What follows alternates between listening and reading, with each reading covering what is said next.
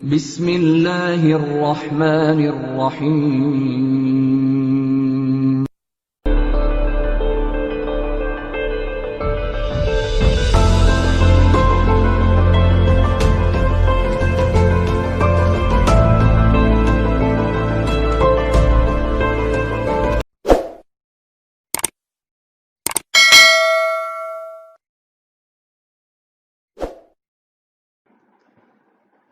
बिस्मिल्लाहिर्रहमानिर्रहीम। Welcome students. गुज़िश्ता lecture में हमने एक्सरसाइज नंबर 2.2 में बात की थी क्यूब रूट्स ऑफ यूनिटी के हवाले से, और हमने एट द एंड अपनी डिस्कशन को यहाँ पे एंड किया था कि यूनिटी यानी वन के जो क्यूब रूट्स होते हैं वो बेसिकली हमारे पास तीन होते हैं, जिनमें से पहला रूट होता है उसका वन, और दूसरा रूट होता है हमारे पास ओमेगा, और तीसरा रूट होता है हमारे पास ओमेगा स्क्वायर। हमने ये पढ़ा था कि ये होते हैं क्यूब रूट्स ऑफ यूनिटी। और इन क्यूब रूट्स में से अगर बात की जाए रियल रूट्स की, तो रियल रूट हमारे पास सिर्फ एक होता है और वो होता है जी वन। ये वन हमारे पास इसका बेसिकली रियल रूट होता है, और जो इमेजिनरी रूट हैं वो हमारे पास बेसिकली ये दोनों हैं। दो इसके इमेजिनरी रूट्स हैं और एक इसका जो है वो रियल रूट होता है। तो ये बात हमने डिस्कस कर ली थी अपने गुज़िश्ता लेक्चर में। ये आपके पास रियल रूट है और ये दोनों रूट्स इसके क्या हैं, इमेजिनरी हैं। इसके अलावा हमने ये भी पढ़ा था कि ओमेगा जो है इसकी वैल्यू भी हमने एक वैल्यू की जगह इससे बल्कि यूज किया था, और वो वैल्यू क्या थी, -1 plus under root of 3 iota by 2। और ओमेगा स्क्वायर की जगह क्या था जी, -1 minus under root of 3 iota by 2। तो ये कुछ समरी थी हमारे गुज़िश्ता लेक्चर की।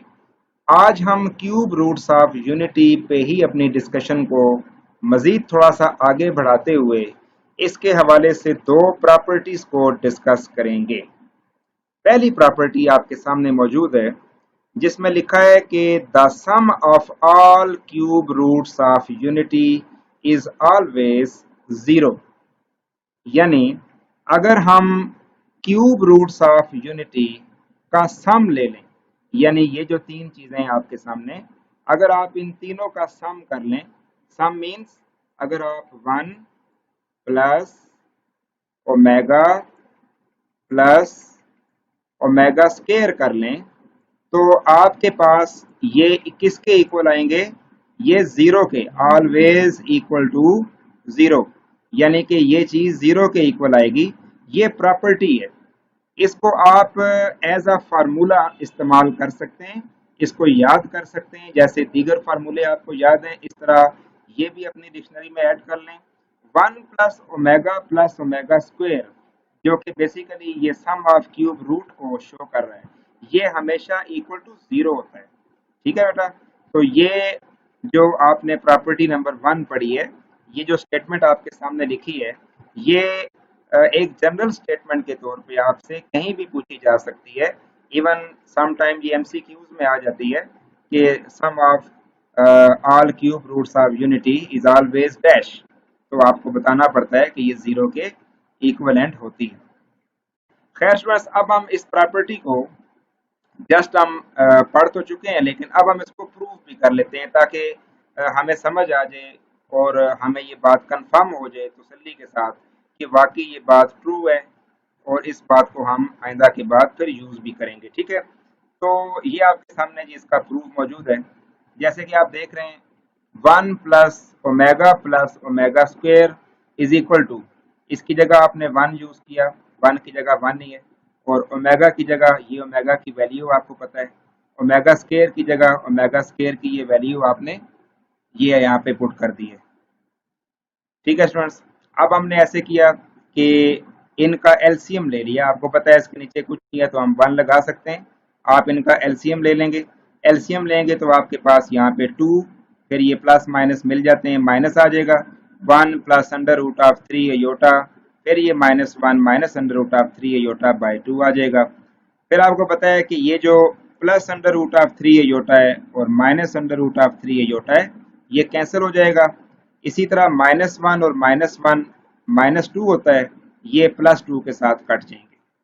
या वैसे अगर आप इसको 2 -1 कैलकुलेट कर लें तो तब भी 0 आ जाएगा, यानी ये आपके पास 0 है, नीचे 2 है। अब 0/2 क्या होता है? 0 होता है।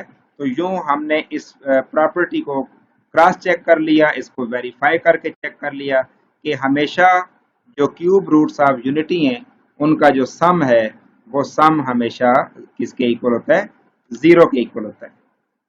जी तो स्टूडेंट्स, प्रॉपर्टी नंबर 2 देखते हैं कि वो क्या है। The product of all cube roots of unity is always 1। ये प्रॉपर्टी हमें ये कहती है कि अगर आप तीनों क्यूब रूट्स का प्रोडक्ट कर लें, product means 1 multiply by omega multiply by omega square, ये है इनका प्रोडक्ट यानी मल्टीप्लाई, इक्वल्स टू, ये चीज हमेशा किसके इक्वल होती है? 1 के इक्वल होती है। इस बात को प्रूव करना है, ठीक है, यानी ये दूसरी प्रॉपर्टी है। तो इसको भी हम, जैसे मैंने बोला कि इसको आप एक फार्मूले के तौर पे अपने जहन में रख सकते हैं, बिल्कुल इस तरह ये भी एक नई चीज है आपके सामने, इसे भी आप अपनी डिक्शनरी में ऐड कर लें। तो अगर मैं इसको एक और शक्ल में लिखूं तो मैं इसको ओमेगा क्यूब भी तो लिख सकता हूं, क्योंकि 1 को ओमेगा से और ओमेगा को ओमेगा स्क्वायर से मल्टीप्लाई करें तो क्या आता है? ओमेगा क्यूब आता है। तो ये इक्वल्स टू क्या हो जाएगा? 1। तो असल में ये चीज है याद रखने वाली कि जहां पे भी ओमेगा क्यूब आ जाएगा आज के बाद, वहां आप 1 लगा देंगे।